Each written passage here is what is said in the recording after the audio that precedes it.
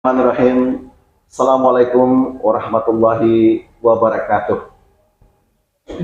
Pemirsa Suara Minang TV serta saudara kami dimanapun saja berada, alhamdulillah kembali kita berjumpa dalam liputan khusus pada pagi hari ini di Hotel Fresh One Sukajadi. Doa dan harapan kami dari kru SMTV selalu menyampaikan kepada Allah Subhanahu wa taala, mudah-mudahan pemirsa serta saudara kami yang dapat menyaksikan liputan khusus kami ini selalu diberkati Allah Subhanahu wa taala. Salawat beriringan salam untuk rohnya Nabi kita Muhammad sallallahu alaihi wasallam. Tidak lupa pula kita sampaikan Allahumma shalli ala Muhammad wa ala ali Muhammad. Pemirsa Suara Minang TV di mana saja berada, pada pagi hari ini Ahad 14 Agustus 2022 bertepatan dengan 16 Muharram 1444 Hijriah, kami melaksanakan liputan khusus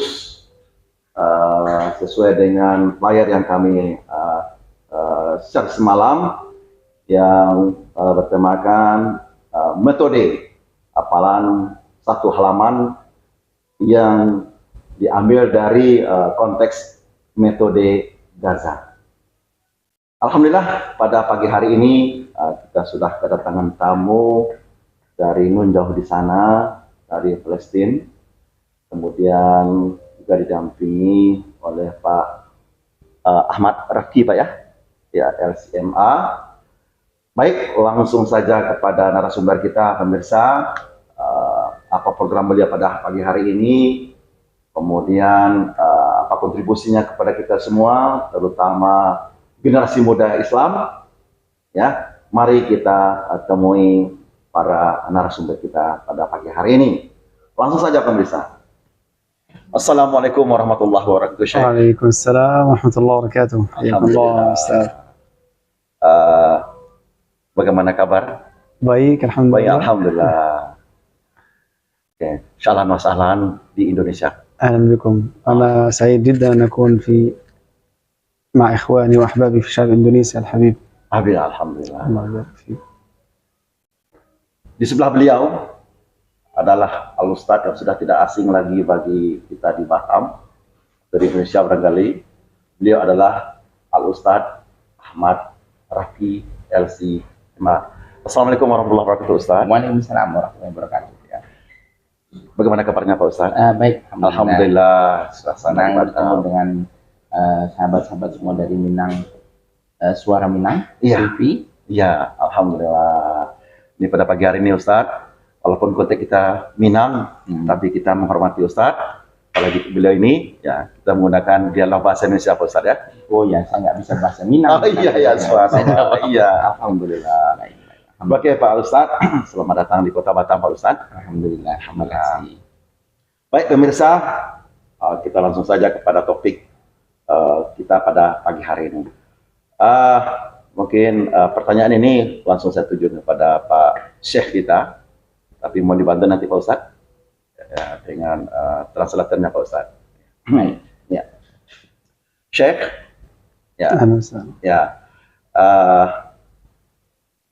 kami ingin menanyakan kepada Syekh, ya, ini kedatangan Syekh ke Indonesia itu untuk menjalankan sebuah misi, ada visi. Ini pertanyaan kami, apa misi dari kedatangan Syekh untuk datang ke Indonesia umumnya dan khususnya ke Kota Batam? Al-akh yas'al ma huwa risalah min waraiha بحضوركم إلى مدينة باتام. بداية الحمد لله رب العالمين والصلاة والسلام على نبينا محمد وعلى آله وأصحابه والتابعين.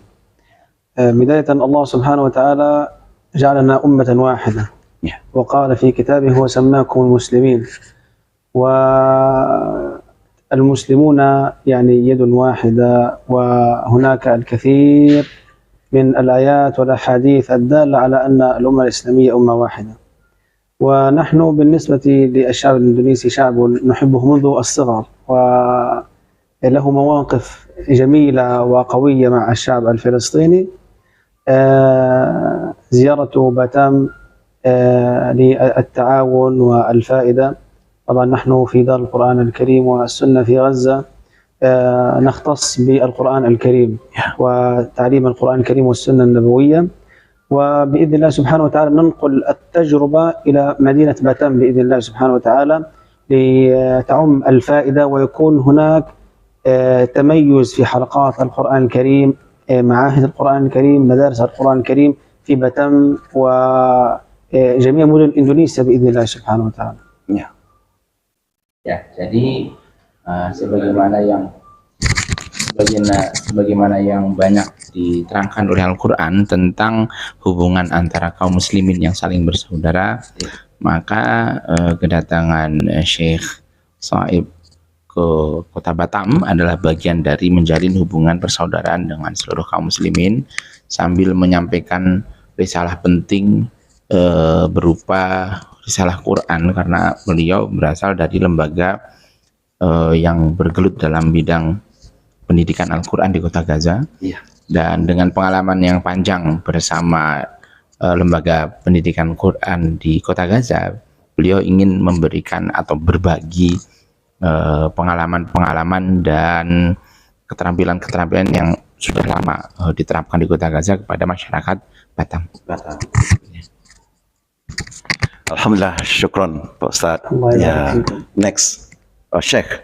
Ya, saya mendapat flyer dari Pak Ustadz Pedro bahwasanya pada pagi hari ini kita akan melaksanakan kegiatan workshop, yaitu metode Hafiz Al-Quran 1 halaman. Ya, yang ingin kami tanyakan itu teknis pelaksanaannya bagaimana itu kalau di Gaza? Ya. Tafadhal. السؤال كما ظهرت على الدعاية على الإعلانات أن ستقام اليوم فعالية في ورشة العمل لطرق حفظ القرآن صفحة واحدة. ما هي تطبيق هذه الطرق أو هذه الأساليب عندكم في غزة؟ بداية الحمد لله رب العالمين، ونشكره سبحانه وتعالى على ما أنعم علينا بهذه الطرق وهذه الأساليب. وأنا حفظت القرآن الكريم من خلال وعن طريق هذه الأساليب التي سوف نشرحها بإذن الله سبحانه وتعالى في محاضرة اليوم. هي طرق وأساليب يعني جديدة، وهي متميزة في الفائدة. يعني كثير من الطرق الموجودة في حفظ القرآن الكريم، لكن تختلف باختلاف الفائدة. يعني من الطرق هناك يعني الفائدة قليلة، الفائدة ضعيفة، ممكن الفائدة تكون طويلة. هذه الأساليب التي نستخدمها في غزة هي أساليب قوية، وأنا بفضل الله سبحانه وتعالى كنت من طلاب تاج الوقار عام 2007 عام 2008، والآن بفضل الله سبحانه وتعالى ننشر هذه الفكرة التي كانت قبل ما يقارب 15 عام. Jadi metode itu sangat banyak ya. Dan keefektifan metode memang berbeda-beda. Adapun metode yang diterapkan oleh Darul Quran, oleh Lembaga Quran di Kota Gaza yang akan rencananya dibagikan kepada peserta pada hari ini adalah metode yang beliau sendiri pernah mengalami atau menjalankan metode tersebut lebih dari 15 tahun yang lalu, 2007-2008, dan menyelesaikan hafalan Quran 30 juz dengan metode ini. Dan beliau merasakan manfaat dari metode ini cukup besar ya, untuk memberikan satu teknik menghafal Quran yang ya relatif lebih kuat ya, lebih tahan dari segi hafalan gitu. قبل الحديث عن الأساليب نريد أن نتحدث عن ما قبل الأساليب. الأمر الأول هو النية، إخلاص النية لله سبحانه وتعالى قبل الدخول إلى التحفيظ أو الذهاب إلى مركز التحفيظ أو معهد التحفيظ، أن تكون النية خالصة لله سبحانه وتعالى، وهذا سر النجاح وسر التوفيق من الله سبحانه وتعالى إن كانت النية صالحة والنية صادقة مع الله سبحانه وتعالى. الأمر الثاني هو اختيار المعلم الجيد، واختيار المعلم الجيد هو نصف نجاح هذه الطرق والأساليب، لأن المعلم إن لم يكن قوي، إن لم يكن ناجحا، إن لم يكن صاحب خبرة ويعمل بأمانة، لن يكون الطالب عنده القوة التي تساعده على حفظ القرآن الكريم. Ya, jadi sebelum menghafal Al-Quran, teknik-teknik yang diterapkan di seluruh dunia itu juga penting ya, bahwa harus ada ikhlas, dan keikhlasan itu sangat menentukan daya tahan seorang penghafal Quran. Yang kedua juga yang sangat menentukan adalah guru. Jadi guru harus dipilih, harus yang bagus, karena guru yang berkualitas akan menghasilkan hafalan yang juga berkualitas.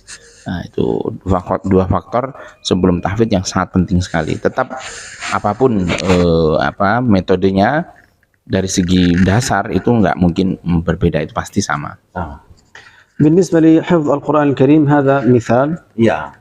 نفتح القرآن الكريم، هذه مثلا صفحة من صفحات القرآن الكريم. قبل البدء في حفظ هذه الصفحة يجب على الطالب أن يستمع إلى هذه الصفحة التلقي، أن يكون هناك شيخ يعطي الطالب هذه الصفحة بالتلقي، يعني يقرأ له القراءة الصحيحة، يستمع إليها عن طريق الشيخ أو عن طريق يعني مقرئ يكون جيد، يسمعها 5 مرات، يسمعها 10 مرات قبل البدء بحفظ الصفحة. Ya, jadi karena peranan guru itu sangat penting untuk memberikan satu bacaan yang berkualitas, yang benar pada muridnya. Dan meskipun murid bisa membaca Quran, tapi harusnya dia tidak menghafal langsung, melainkan dia harus mendapatkan hafalan itu dari gurunya. Gurunya yang membacakan halaman, dan dengan meniru apa yang dibaca oleh guru, maka murid akan mendapatkan bacaan yang tepat, sehingga kalau dia menghafal ayat itu, dia akan menghafal dengan kualitas bacaan yang tepat, yang bagus. من الخطأ أن أقول لولدي أو أقول للطالب احفظ القرآن وأنا لم أقرأ له القراءة الصحيحة، لأنه مثلا واصبر نفسك مع الذين يدعون ربهم، ممكن يقول هو كما هو مكتوب بالغدوة والعشي، لكنها القراءة صحيحة بالغداة والعشي. Ya, jadi penting sekali hal ini ya, sampai nggak boleh kita membiarkan anak menghafal sendirian sebenarnya. Maka sebelum dia menghafal, guru harus membacakan bacaan itu kepada muridnya dan memastikan anak membaca bacaan yang mau dihafal itu dengan benar, agar tidak mengalami kesalahan seperti ayat yang dibacakan oleh Syekh tadi, di mana lafadz al-ghadah dibaca menjadi ghudwah. Itu kesalahan yang sangat fatal. عندما أنتهي من سماع الصفحة من الشيخ أو المقرئ وأقرأها عليه، ثم بعد ذلك أقرأها أنا بنفسي، أقرأ الآية من 3 إلى 10 مرات.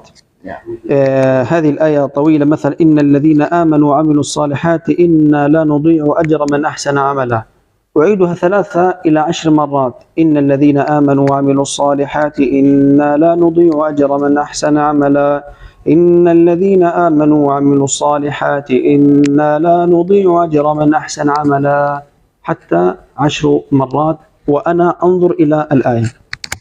Jadi maka untuk memiliki, setelah memiliki bacaan yang tepat, dia harus membaca dengan mengulang-ulang ya ayat yang tadi dibaca, tikror, mau 3 kali, mau 10 kali atau lebih ya, sebelum dia menghafal. Jadi itu membaca dari melihat mushaf. ثم بعد ذلك أغلق المصحف ini innal ladzina amanu wa 'amilus salihati inna la nudhi'u ajra man ahsana 'amala. Tikrar min 3 ila 10 marrat. Nah, baru setelah itu dihafal dengan membaca berulang-ulang ayat yang sudah dilihat tadi sebanyak yang kita mau, 3, 10 atau lebih. الآية التي بعدها أولئك لهم جنات عدن مثل الآية التي قبلها أعيدها من 3 إلى 10 مرات ثم أجمع الآية الأولى بالثانية إن الذين آمنوا بالآية التي بعدها أولئك لهم جنات عدن. Nah, begitulah diulang-ulang kepada ayat sesudahnya lalu disatukan. وفي هذه الطريقة كثرة التكرار من خلال النظر من خلال اللفظ والنظر والسماع أتكلم بصوت مرتفع تصبح الصفحة عندي راسخة في العقل وقبل العقل تكون في القلب بإذن الله سبحانه وتعالى. Nah, insya Allah dengan cara seperti ini akan lebih menguatkan hafalan ya ke dalam dada seorang penghafal Al-Quran, insya Allah. Ya. Tadi teknis itu Syekh sudah sampaikan.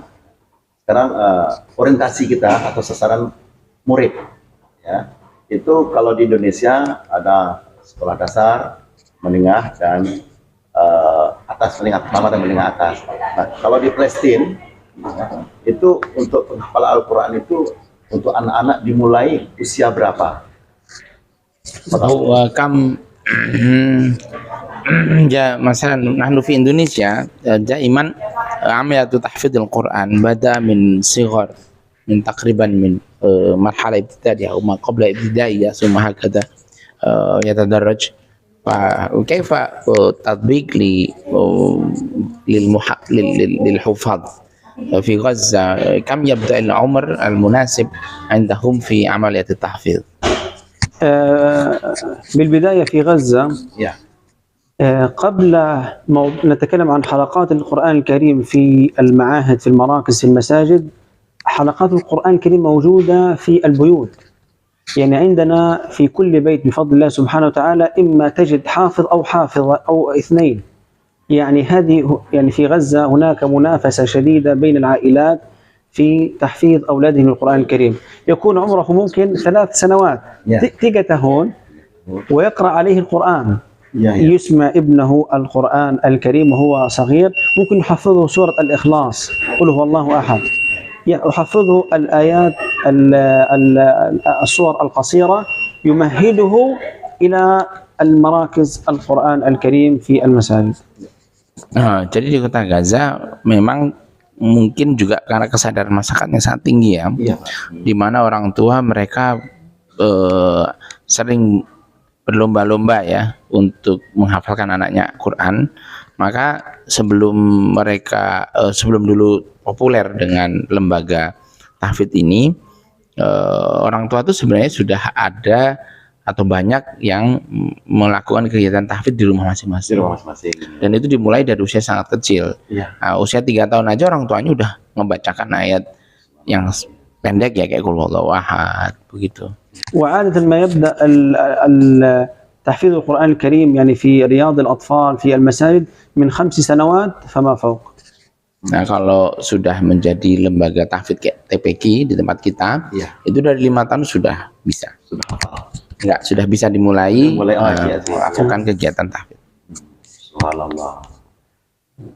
Syekh, bagaimana peran pemerintah di Palestina dengan kondisi saat sekarang ini untuk memotivasi anak-anak kita di Palestina untuk belajar Al-Quran? هل هناك يوجد دور الحكومة في غزة عن عملية التحفيظ لأبناء الطلاب؟ الحمد لله رب العالمين. في غزة من الأولويات عند الحكومة هو تحفيظ القرآن الكريم، حتى أنها يعني توفر الكفالات والفلوس لمعلمين القرآن الكريم، وإما من الداخل تشجيع المحسنين وأهل الخير أو من الخارج من خارج غزة. وهي موضوع القرآن الكريم عندها أولوية بفضل الله سبحانه وتعالى. في كل مسجد هناك حلقات القرآن الكريم، مراكز القرآن الكريم، في المدارس أيضا يوجد حلقات القرآن الكريم. Ya, pemerintah memberikan support yang sangat besar dan pemerintah memberikan anggaran khusus untuk kegiatan tahfidz sehingga guru-guru tahfidz itu sebenarnya baik dengan bantuan dari internal di Kota Gaza maupun masyarakat dari luar, mereka yang menjadi pengajar-pengajar Quran itu diberikan diberikan semacam honorarium, diberikan support ya, sehingga mereka memiliki fokus yang lebih baik dalam mengajar Quran. ومن أساليب تشجيع الحكومة إعفاؤه من الفلوس الدراسة الجامعية. حافظ القرآن الكريم يدخل الجامعة بدون فلوس مجانا، وأيضا الحفل الكبير الذي تنظمه في كل عام. Ya, juga pemerintah membebaskan biaya belajar ya, beasiswa sepenuhnya bagi anak-anak yang berhasil menghafal 30 juz, dan juga pemerintah menyediakan atau memfasilitasi kegiatan-kegiatan ihtifal ya, kegiatan-kegiatan haflah ya, atau seremoni buat menyambut lahirnya para hafidz Quran. Subhanallah, luar biasa Pak Syekh ya. Baik, kita lanjutkan Pak Syekh. Dengan metode Gaza satu halaman dengan sistem mengulang ya, itu selama 30 juz, itu berapa lama seseorang itu bisa hafal Al-Quran? يعني هذه الكيفيات أو هذه الطرق إذا طبقت عندكم كم يأخذ طالب فرصة للحصول على 30 جزء في أن أتم الحفظ ل30 جزءا؟ غالبا في غزة هذه الخطة تأخذ 3 أشهر مع الطالب، لكن يعني بشكل عام الطالب إذا يدخل إلى مراكز القرآن الكريم من النادر أن يتعدى سنة واحدة، من النادر، يعني ممكن خلال سنة يكون حافظ هذا الضعيف، لكن جزء كبير من حفاظ القرآن الكريم خلال 3 أشهر يختم، ثم يدخل بعد ذلك في المرحلة الثانية هي مرحلة المراجعة. Ya, jadi biasanya tidak sampai setahun kalau di sana, 30 juz itu sudah diselesaikan ya, sehingga jadi biasanya tidak sampai setahun kalau di sana, yaitu biasanya tidak sampai setahun kalau di sana itu diselesaikan ya, hafalan Quran, dan tentu saja itu belum selesai dalam arti ada proses lanjutan untuk penguatan hafalan. Nah, mereka masuk ke dalam program baru, program penguatan hafalan namanya, setelah 1 tahun. Kita lanjut Syekh. InsyaAllah pagi hari ini jam 8 di Masjid Sukajadi kita akan melaksanakan workshop ya.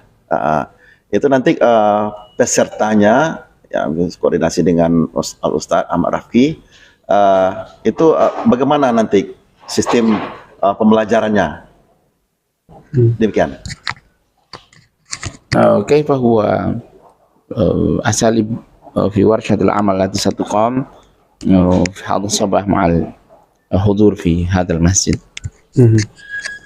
نحن نبدأ في هذه الورشة بالحديث عن فضل القرآن الكريم، ويعني نذكر الناس ب يعني هذا الموضوع، لأن له يعني أثر كبير عند حافظ القرآن الكريم من باب التشجيع وتجديد النية مع الله سبحانه وتعالى. الأمر الثاني نتحدث عن تجربة دار القرآن الكريم والسنة في هذه الأساليب في غزة وخارج غزة. الأمر الثالث نتكلم عن الأساليب، نبدأ من ما قبل دخول حلقة القرآن الكريم إلى أن يحفظ الطالب الصفحة من كتاب الله سبحانه وتعالى، ثم رابعا وآخر شيء نفتح باب الأسئلة للحضور.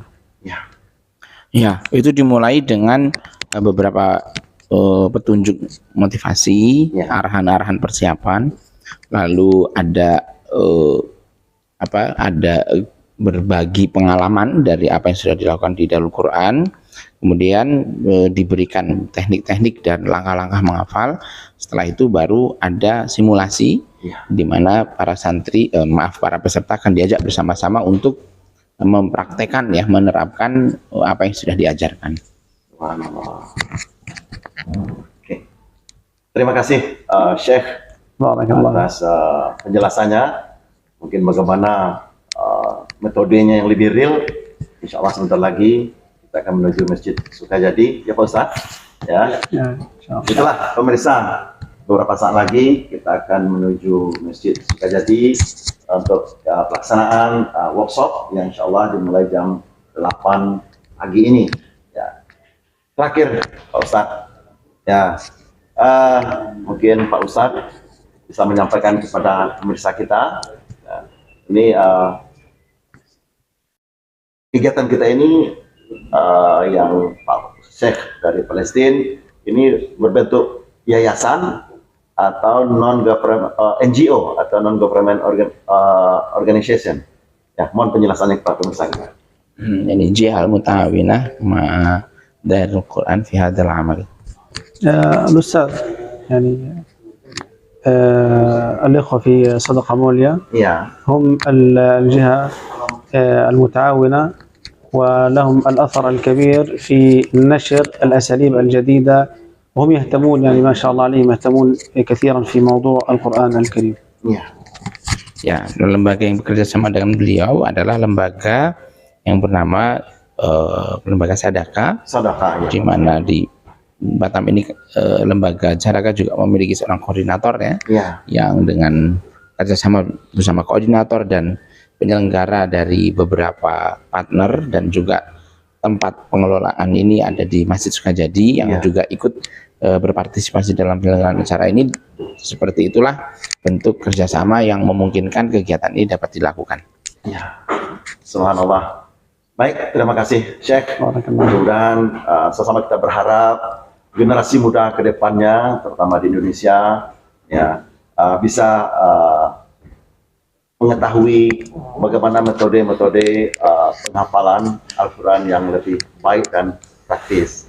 Di Indonesia banyak juga metode-metode yang sudah dipraktikkan ya Pak Ustadz. Ya, ada metode Ali Hidayat, kemudian metode Sejaber dan lain sebagainya. Saya berharap mudah-mudahan ini bisa memberikan hal yang terbaru bagi generasi muda Islam, khususnya di Batam, umumnya di Indonesia. Amin ya Rabbal. Amin ya Rabbal Alamin. اللهم Baik. يعني هناك دعاء لكي يكون هذا المنهج إن شاء الله يؤتي أثرا أو فائدة أكثر على شبابنا على صفة المحافظين في إندونيسيا إن شاء الله. إن شاء الله. Ya, Syekh dan Ustaz, untuk sementara kita berhenti sejenak dulu, ya jeda sejenak untuk melanjutkan kegiatan di Sukajadi. Ya Pak Ustaz. إن شاء الله. Pemirsa, demikianlah perbincangan kita pada pagi hari ini dengan Syekh Sohib, ya, صالح الناس. Al-Hanif, dan juga didamping oleh Al-Ustadz Ahmad Rifki LCMA. Dari apa yang beliau sampaikan tadi dapat kita ambil kesimpulan bahwasanya untuk menghafal Al-Quran itu yang pertama adalah niatkanlah dalam hati kita bahwasanya kita akan melaksanakan kegiatan tersebut. Inna ma'alu binniyat, bahwasanya pekerjaan itu tergantung kepada niat kita. Untuk generasi muda di mana saja berada, anak kemerdekaan kami, mudah-mudahan ini sangat bermanfaat. Untuk lebih jelasnya, insya Allah kita akan datang ke Masjid Sukajadi untuk menyaksikan ataupun meliput kegiatan workshop menghafal satu halaman Al-Quran metode Gaza. Pemirsa, demikianlah liputan khusus kami pagi hari ini di hari Ahad 14 Agustus Diwasa 2022 bertepatan dengan 16 Muharram 1444 Hijriah. Kami kembali ke studio. Terima kasih. Wassalamualaikum warahmatullahi wabarakatuh. السلام عليكم ورحمة الله وبركاته. Terima kasih Ustaz. جزاك الله خيرا. Sismi. آه.